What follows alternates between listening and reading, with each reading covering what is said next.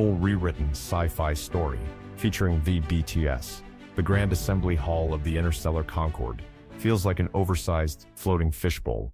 If the fish wore ceremonial armor and exuded arrogance thicker than the artificial atmosphere. Around the chamber, over 200 species hover on their elevated platforms, arranged by status and longevity. The higher you float, the louder you speak.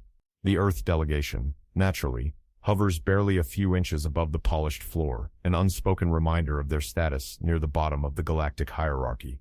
"I see we've been promoted," V remarks dryly, gazing upward. His black uniform catches the pale light as he leans slightly over the railing. "Last time we were practically underground." Commander Jensen chuckles, his posture stiff and military perfect.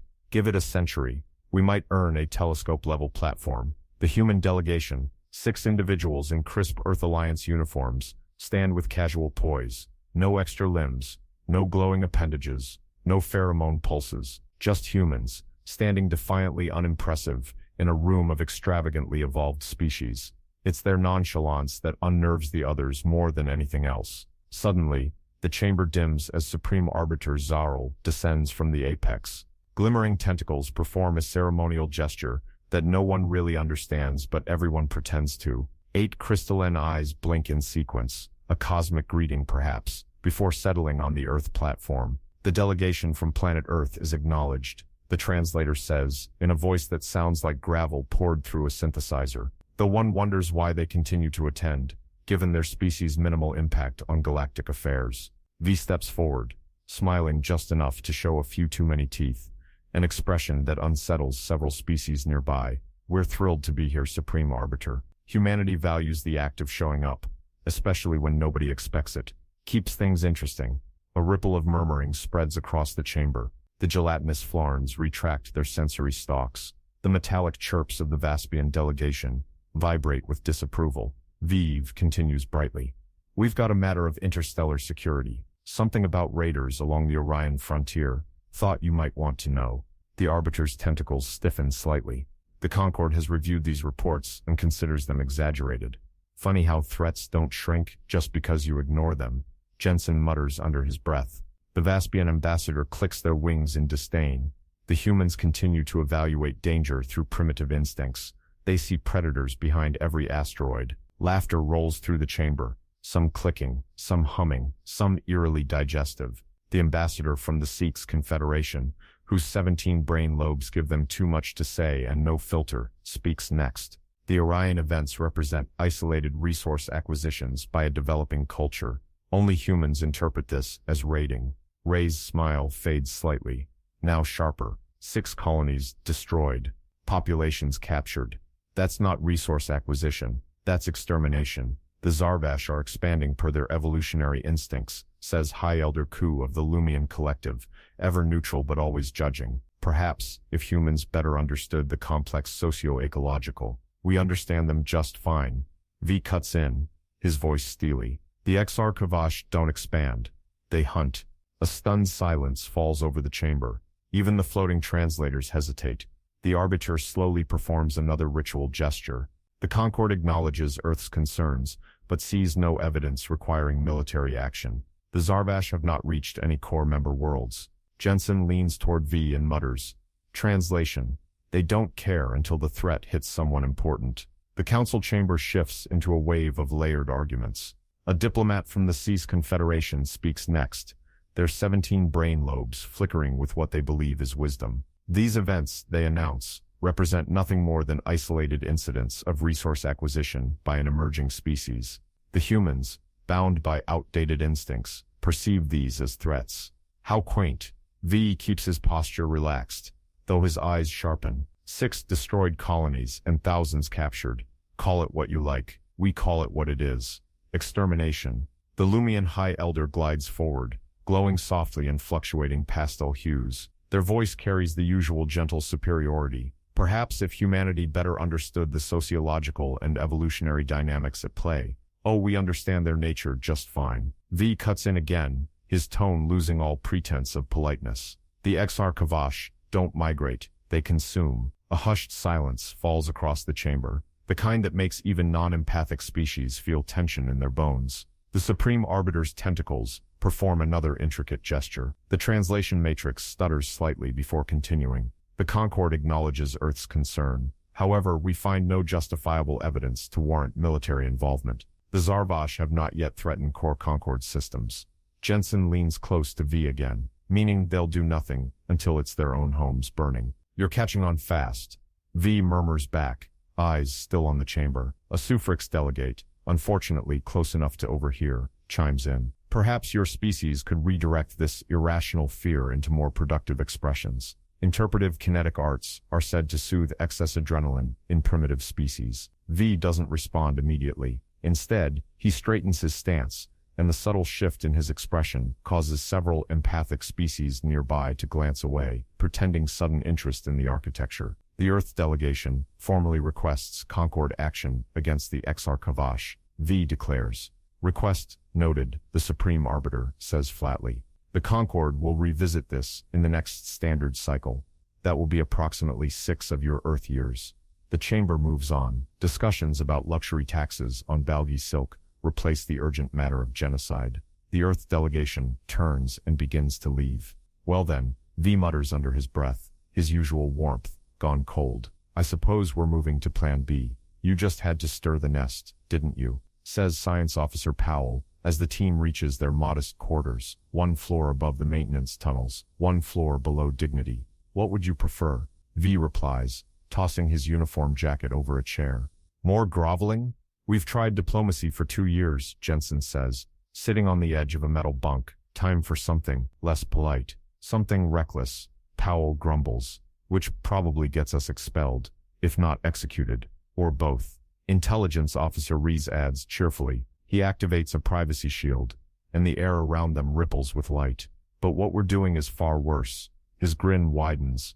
We made friends. A hologram flickers to life. Powell gasps, instinctively stepping back. The display shows something massive, scaled, and terrifying. You've been talking to the cracks? She whispers, stunned. They're apex predators, Jensen says flatly. Council labeled them hostile non-contacts. Funny thing about predators, Rees says, voice quiet. They notice when another predator starts encroaching on their hunting ground.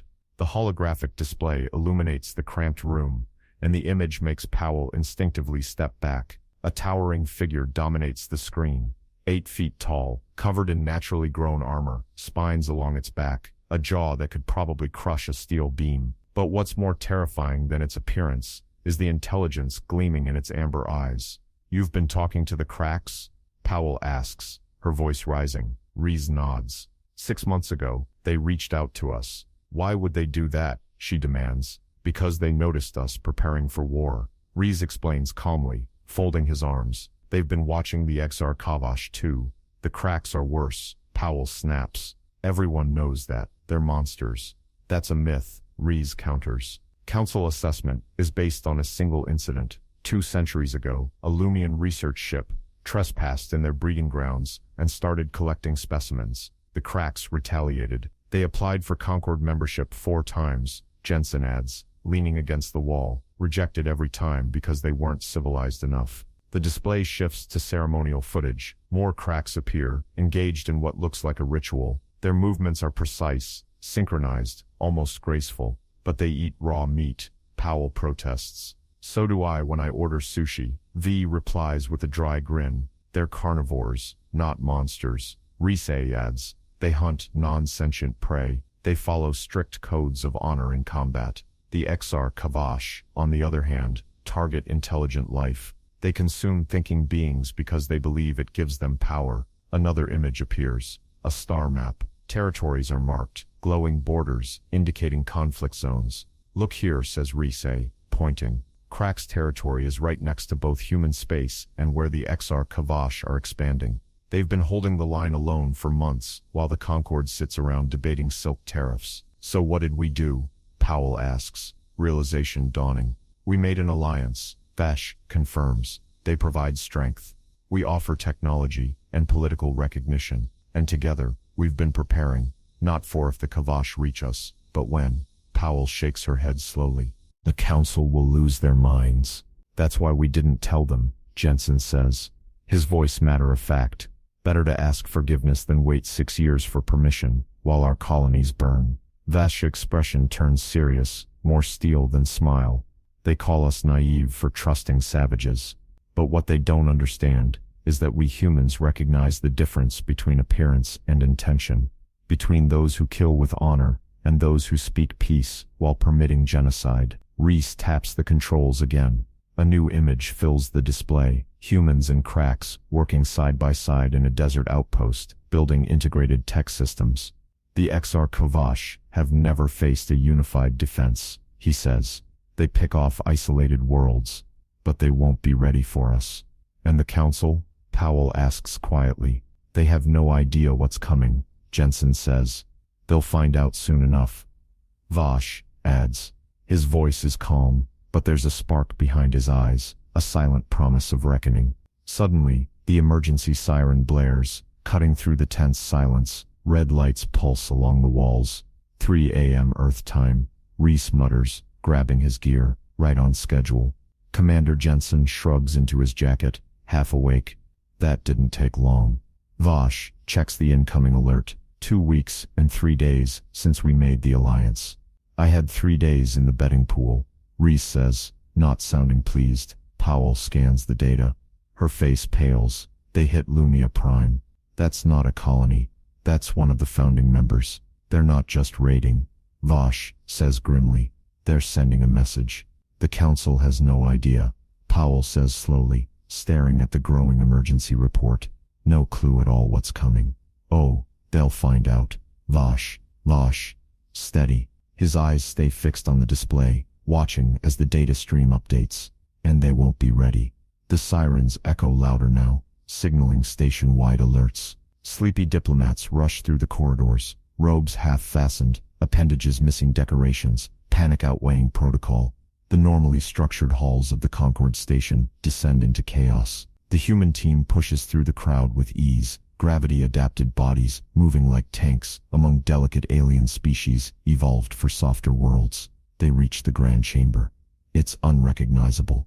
Platforms float at random heights. Representatives scream over one another, and Supreme Arbiter Zemral's tentacles twist in panicked motions, trying in vain to restore order. 50,000 casualties, Illumian aide cries out. Our defense systems were bypassed entirely.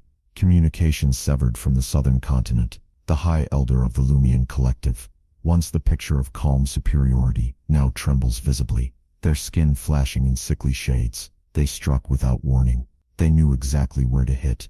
Footage fills the main display. Massive Exar Kavash ships descend over Lumia Prime's capital city, sharp-edged vessels that look more like predatory jaws than machines. Planetary defenses respond, but it's hopeless. The Kavash have adapted. Their hulls absorb energy weapons. Smaller ships drop from the sky, scooping up fleeing civilians into containment pods. The Council fleet is en route, announces a Vaspian admiral, though their wings twitch with nervous energy. They'll arrive in 40 hours. In 40 hours, there won't be anyone left. The Lumian Elder cries out, abandoning formality. They are harvesting us. The glances at his team. The human platform still hovers embarrassingly low, but suddenly, all eyes in the room turn toward it. In chaos, attention shifts to those who appear calm. The Exar Kavash, know your response times. Vez says loudly, voice cutting through the uproar. They've studied your protocols, mapped your vulnerabilities. This was never an ambush. It's a calculated first strike. The chamber falls into stunned silence. And how the Arbiter says, tentacles stilling with unease. Do you know this? Because we've been watching them for months. Vez answers. We've intercepted communications, tracked ship movements, analyzed their strategy. They behave like predators. They hunt in packs, share data, adapt quickly. More murmurs echo through the chamber. Another wave of Kavash ships emerges from hyperspace, larger, deadlier than the first. The second phase begins before anyone can even catch their breath. The Lumian Elder keens, the sound heart-wrenching. The fleet cannot handle an attack of this magnitude. We'd need 3 times the forces. The Vespian Admiral mutters. We're hopelessly outmatched. Jensen steps forward beside Vince. You could try something different, like trusting someone who knows how predators think. The sex representative leans forward, multiple brain lobes whirring with furious thought. You knew this would happen. We warned you this would happen. Venge corrects him calmly. That's not the same thing. Can you help? The Lumion Elder asks, desperation stripping away pride. Please. If you have anything that could stop this. As a matter of fact, V says slowly, we can, whatever the cost. The Arbiter adds quickly, the Concord is prepared to pay it. V raises an eyebrow. Oh, it's not a financial cost, he says with a smile that's all teeth. It's philosophical. Around the chamber, the weight of his words settles. The Concord's belief system, its pride, its centuries-old hierarchy, it's all about to be tested, and they know it. The chamber falls into a tense hush. These words settle like a shadow across the ornate platforms. Representatives glance at each other, uncertain whether to be alarmed or ashamed. And what exactly can you offer? The Supreme Arbiter S. Supreme Arbiter S. Vita. They subsipate. Suspicion. What could Earth possibly bring that the Concord's combined forces cannot? V doesn't blink. The Sykes, representative, overwhelmed by calculations running through their 17 brain lobes, leans forward. You formed an alliance without informing the Council. We tried, Powell says dryly. The Council wasn't interested. The Lumion Elder floats closer. The earlier arrogance is gone, replaced by desperation. My people are being harvested. If you've made an alliance, if there's anything you can do, please deploy it now. The Concord has strict regulations regarding unauthorized military pacts. A regulatory minister starts to protest, only to be cut off by a whip of tentacle from the Supreme Arbiter. The regulations are suspended in this emergency, Saria declares.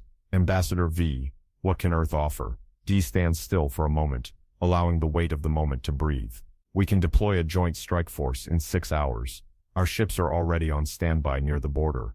6 hours? The Vaspian Admiral echoes, antenna twitching in disbelief. They're not just our ships, Rekus repeats calmly. Who did you ally with? The Arbiter demands. The Octarians? The Solian Collective? V exchanges a glance with his team, then gives a simple nod. It will be clearer if I show you. With your permission, I'll signal our fleet. The chamber falls into a strange silence. Part fear, part anticipation. Ancient traditions buckle under the pressure of real-time urgency. Do it, the Lumion Elder says.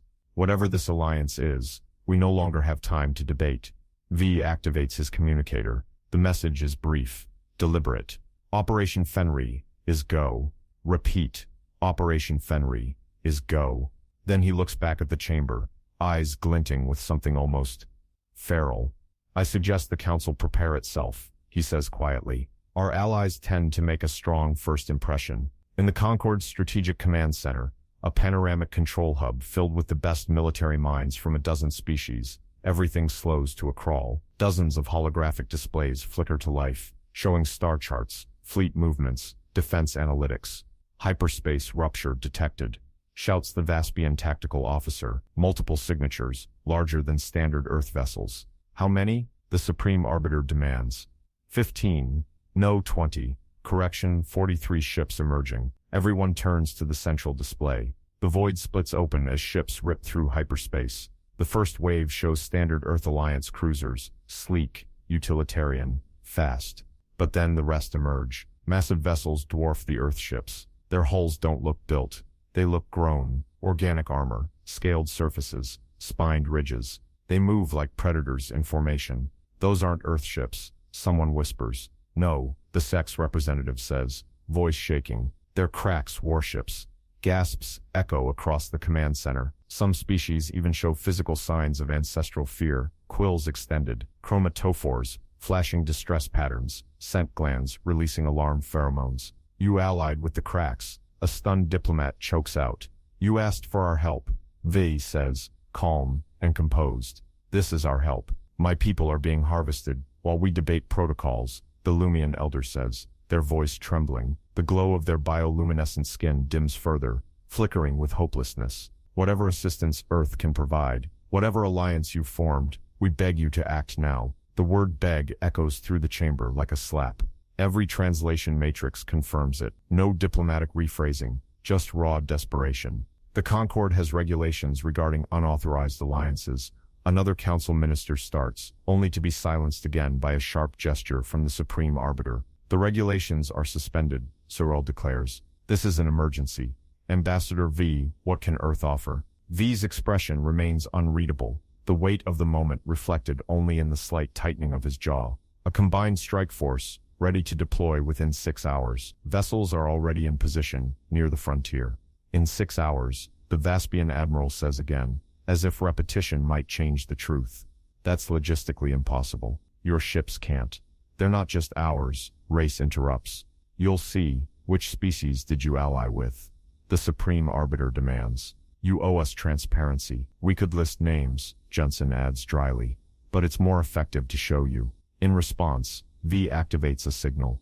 A simple transmission, but one carrying immense weight. Operation Fenry is go, he says. Repeat, Operation Fenry is go. Then he looks back at the chamber, calm and poised. Prepare yourselves. On the massive holoscreens in the Concord Strategic Command Center, space tiers open as ship after ship drops from hyperspace. The first are human, sleek, tactical, predictable, but then come the others. They move like shadows given mass, hulking warships with organic armor, curved hulls and jagged ridges. Their structure doesn't resemble anything in the Concord's registry. They look alive.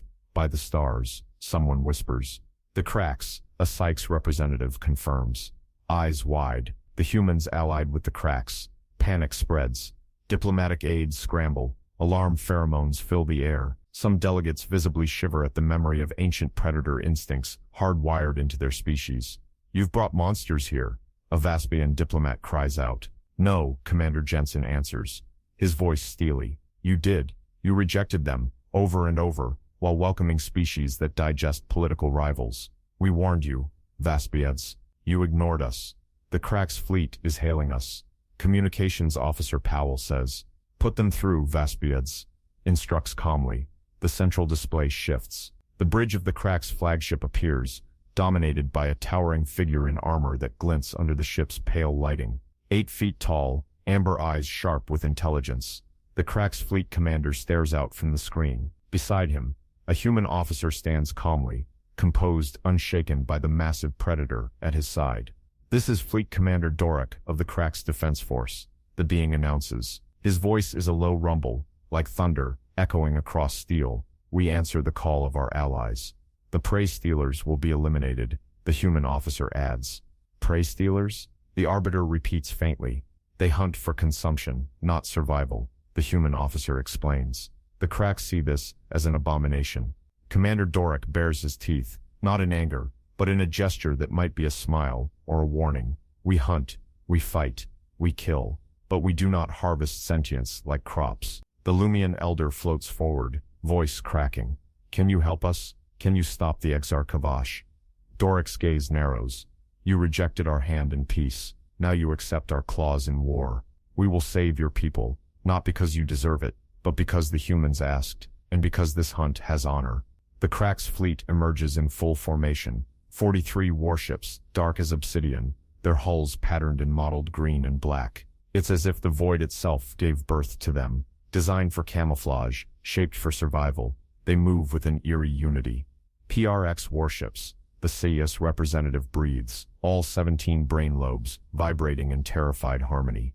The humans have allied with the Cracks. Panic ripples again. Some species reflexively curl defensive limbs, others emit warning colors, or release scent-based alarm signals into the air. The chamber descends into primal tension. You brought monsters, a Vaspian diplomat says again, this time almost pleading. Commander Jensen's expression hardens, says the species that voted 4 times to keep them out of the Concord, while accepting the Gorgians, who digest their opponents alive. The Cracks flagship is transmitting again. Powell reports. Let them through, V says, his voice low but resolute. The main screen displays the Cracks command bridge. Commander Doric stands tall, imposing, and calm. His scaled armor glistens beneath dim ship lights, spines down his back like a living crown. But the most shocking image to the Council isn't the Predator, it's the human officer standing beside him, unarmed, unafraid. We are the spear, Doric says, voice deep and resonant. We answer the call of the hunt. They call the Exar Kavash prey stealers, V explains, because they don't fight with honor. They harvest sentience, like crops. That's why the Cracks chose to stand with us. Doric bares his serried teeth again. We hunt, we fight, we protect, but we do not harvest the intelligent. The Exar Kavash are parasites. This hunt is righteous. The Lumion Elder floats forward, casting aside all remaining pride. Please, help us. Doric's amber eyes narrow. We will, not because of you, but because of them. He gestures toward the human officer beside him. They asked, and because there is honor in the hunt. On the tactical displays, Earthcrack's formations move with mechanical precision. Human vessels form the flanks, fast and agile. The massive Cracks ships spear through space, unstoppable in their path. They've trained together, the Vaspian admiral whispers in disbelief. They have coordinated protocols. 6 months of joint drills, Vi confirms, arms crossed. While the council debated silk tariffs, we prepared for war. On screen, Commander Dorak makes a ritual gesture, clawed hand crossed over his chest. The hunt begins, brother, he says to the human officer. The gesture is returned. Let's show them how monsters really fight. The fleet surges forward. In the observation chamber, council members stare at Vi, no longer a representative of a minor planet, but something far more dangerous. A human who looked at the galaxy's most feared predator and saw an ally. The command center becomes a war room. On every screen, battle begins. Earthcrack's formations executing maneuvers that no conquered force has ever attempted. Human ships dart forward, drawing enemy fire, baiting the Kavash pursuit vessels into carefully laid traps. They're using themselves as bait, says a Vaspian officer, shocked. A standard tactic, Jensen explains. We call it pissing off the bear. Provoking a stronger enemy seems foolish. The Sykes representative murmurs. Not if it leads them into a kill zone. Resh grins. Kavash pursuit vessels chase the human ships into a nearby asteroid belt, right into the path of Crack's ambush units, lying in wait. Within seconds, the trap closes. Explosions flare across space. Precision, timing, brutality. On the ground, human dropships move swiftly, rescuing civilians. Meanwhile, Crack's ground warriors tear through enemy lines with controlled ferocity. Together they don't just fight, they dismantle. The battle reaches its crescendo. On the main display, Fleet Commander Doric turns to his human counterpart and performs a formal gesture, clawed hand across his chest, a ritual of warrior solidarity. The hunt begins, brother. Doric says, voice like thunder echoing in steel halls. The human officer mirrors the gesture without hesitation. Let's remind them why humans were once feared as monsters too. The fleet charges toward Lumia Prime. In the Concord Command Center, representatives stand frozen, not in awe of firepower, but the realization that they've completely misjudged Earth and the Cracks. What they witness isn't a chaotic assault, it's a masterclass in interspecies warfare. The Vaspian tactical officer watches the displays with growing disbelief. Human vessels are breaking into triads, using themselves as lures again. They're provoking, not attacking. Commander Jensen explains, drawing enemy fire, exposing weak spots. It's madness, the SICE representative whispers. It's strategy. Intelligence Officer Reese says, we provoke, Cracks punish. The Kavash pursuit ships follow the retreating human ships straight into hidden firing zones. Crack's warships emerge from concealment like beasts from shadow, coordinated, lethal, devastating. Explode. These aren't random attacks. The Vespian admiral says. Explode. These aren't named strikes. They're formations. They're timing. They've trained for this together. He confirms, his tone even. 6 months, in silence, in shadows. While the council argued about protocol, on the surface of Lumia Prime, Earth dropships scatter, deploying human strike teams. They weave between crumbling buildings, locating civilians trapped in the chaos. Meanwhile, Crack's ground warriors land with terrifying grace, massive bodies moving with ritual discipline. Each movement is deliberate, efficient, lethal. They're not just charging, Powell notes, eyes locked on the screen. They're in formation, protecting our teams, blocking flanks. In one feed, a Crack's soldier shields 3 human operatives from a blast, taking the full impact with its armored body. The humans respond instantly, using the cover to eliminate the enemy position. They trust each other. The Lumion Elder says softly, their glow returning slightly, completely, above. The Crack's flagship performs a maneuver no one believes possible, rotating its entire hull mid-combat to absorb a direct Kavash energy strike while human ships dart from behind it, hitting exposed propulsion arrays. They call it Fang and Claw. Fee explains. They are the Fang brute force. We are the Claw. Precision. The tide shifts rapidly. The Kavash, used to preying on unarmed settlements, find themselves outmatched, outthought, outgunned, outmaneuvered. The once orderly Kavash harvest turns into chaos, then retreat, then panic. The flagship is trying to escape. A tactical officer shouts. Fleet Commander Doric's image returns to the main display. His eyes gleam. No prey, escapes the hunt, he growls. The Earth Crack's fleet moves in perfect unison, cutting off exit vectors, disabling engines, neutralizing defenses. What follows isn't just combat, it's a statement. It's a warning, and it's only the beginning. The Crack's warrior shields the human team without hesitation, absorbing the blast with its armored body. The humans waste no time. Using their allies' protection, they leap forward, their weapons targeting the enemy with pinpoint accuracy. This is what trust looks like, the Lumion Elder says softly, watching in awe. Not just alliance, partnership. Above, the Crack's flagship executes a breathtaking maneuver, its massive hull swinging around like a living wall. It absorbs another Kavash blast, head-on, massive energy exploding across its surface, and buys time for smaller Earth ships to maneuver behind enemy lines. They call this tactic Fang and Claw. Vi explains, watching calmly. They take the damage. We strike with precision. Together, it's more than strategy. It's symbiosis. On the surface, Earth's drop teams evacuate more civilians. One squad clears a processing facility, guiding Lumion survivors into extraction corridors while covering every angle. A Crack's warrior hurls aside debris, lifting a collapsed wall to pull trapped survivors out. No hesitation, no barriers between species. They're not just working together, Powell observes. They're thinking as one. Another battlefield feed shows a human officer coordinating air support while a Crack's unit holds the line. Behind them, Lumion refugees stumble to safety, guided by both species. They've drilled for this. The Vesian admiral admits quietly, this isn't improvisation. This is rehearsed. They've learned from each other. Jensen adds, Crack's discipline, human adaptability, perfect balance. On another screen, Crack's units flank Earth's special forces, moving in tight formation. Their armor glints under Lumia's sun, dark and formidable. They move like wolves, deadly, silent, synchronized. The humans guide their movement, identifying targets, relaying tactical information. The Cracks follow seamlessly. They're covering each other, Powell says in disbelief, fighting like they've trained together for years. Nearby, a Crack shields a wounded human soldier, keeping them safe while medics arrive. No command needed, no hesitation. The gesture speaks louder than any diplomatic speech ever could. The Lumion Elder watches the scene unfold, their glow now bright with renewed hope. We thought they were monsters, they say, almost to themselves. But they protect, they defend, just like us.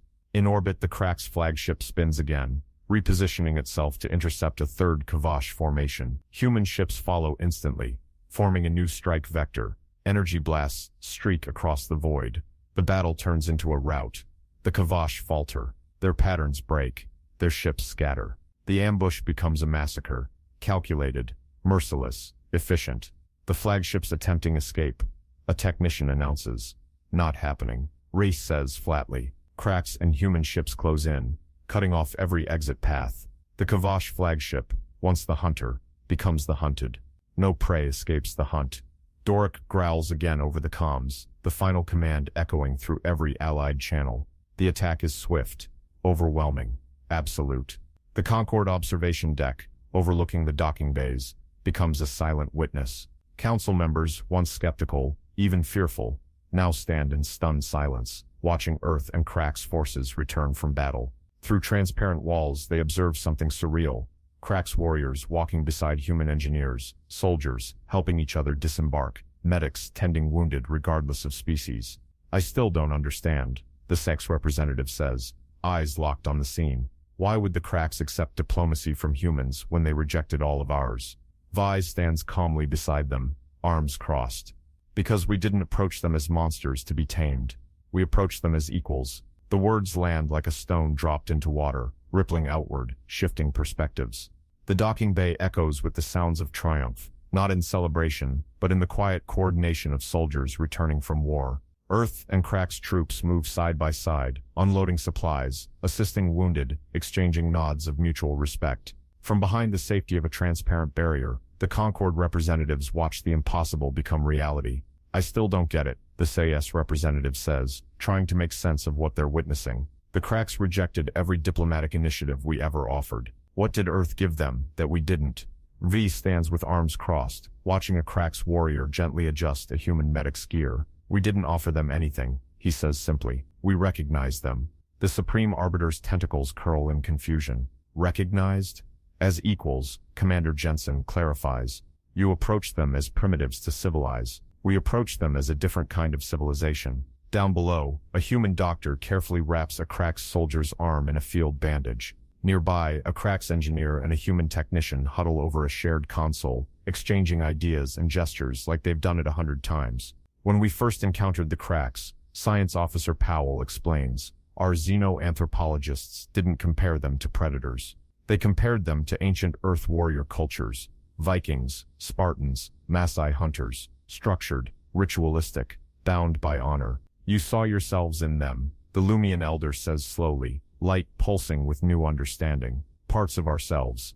Vi nods. The parts we've evolved from, but still remember. Rees activates a new holodisplay showing cultural exchange footage. Human researchers attend Cracks ceremonies. Cracks honor singers perform in Earth universities. Children of both species interact. Cracks younglings trying awkwardly to play human instruments, while Earth kids imitate the low growls of traditional Cracks hunting chants. This was never just a military alliance, Rees says. It's a cultural bridge. Our martial arts became their ritual forms. Their songs became our learning tools. On the screen, a Cracks elder demonstrates ceremonial movements beside a human martial artist. The two mirror each other, different, but in harmony. The Cracks word for alliance, Rees explains, roughly translates to hunting pack.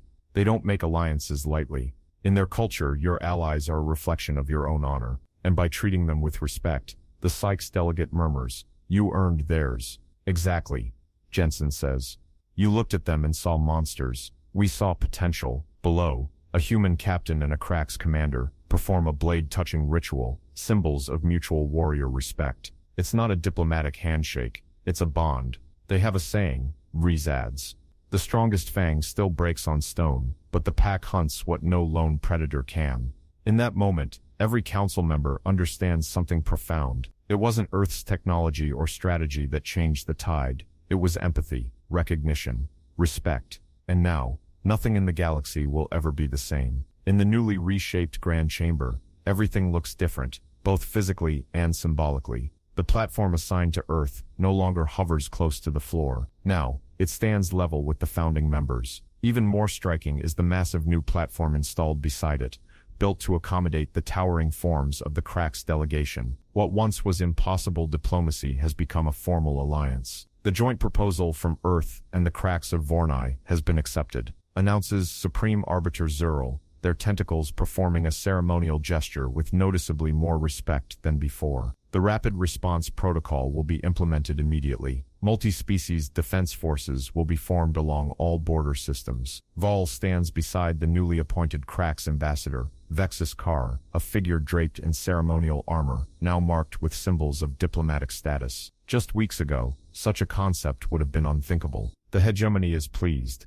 Vexus Carr rumbles, his voice easily carrying through the chamber. The pact grows stronger when all hunters protect one another. The Lumian elder glides forward, their glow vibrant once more. We owe our survival to this alliance, they say solemnly, and the Concord acknowledges its misjudgment in dismissing both humanity's warnings and the civilization of the Cracks. Misjudgment, Jensen mutters under his breath to V. That's diplomatic language, for we were catastrophically wrong. V keeps a neutral expression, though the corners of his eyes hint at amusement. The Earth delegation appreciates the Council's flexibility in these evolving times. As the session adjourns, representatives break into smaller clusters. Conversations bloom in every direction. Species that once ignored each other now exchanging ideas on defense, cooperation, and survival. Across the chamber, a group of younger diplomats crowd around the Cracks ambassador, listening to his perspective on security protocols. The same beings who once feared his presence now lean forward in fascination. It's remarkable, Powell says, watching the scene. How quickly monsters become allies when real monsters appear. Humans have a saying, Via replies quietly. The true measure of a civilization isn't how it treats its equals, but how it treats those it once considered beneath it. On the central display, footage rolls, rebuilding efforts on Lumia Prime. Earth engineers and Cracks builders work side by side with Lumian citizens. Structures rise from rubble, but something deeper is being built. Trust, unity, shared purpose. What began as a military alliance now grows into something far more profound. Cultural exchange, technological fusion, mutual respect. Jensen watches a Cracks warrior help a Lumian child place a ceremonial stone at a rebuilding site. They called us naive, he says, for believing we could work with monsters. V nods. And the real naivety was thinking you can judge a monster by its teeth, instead of its actions. The chamber begins to empty, but the impact of this day lingers in every corner, etched into new protocols, new perceptions, and a new future. At the final moment, Ambassador Vexus Carr turns toward V and performs the Cracks gesture of deep respect, claw over heart. The hunt continues, friend, the massive predator says. V returns the gesture, flawlessly, but now, we hunt together.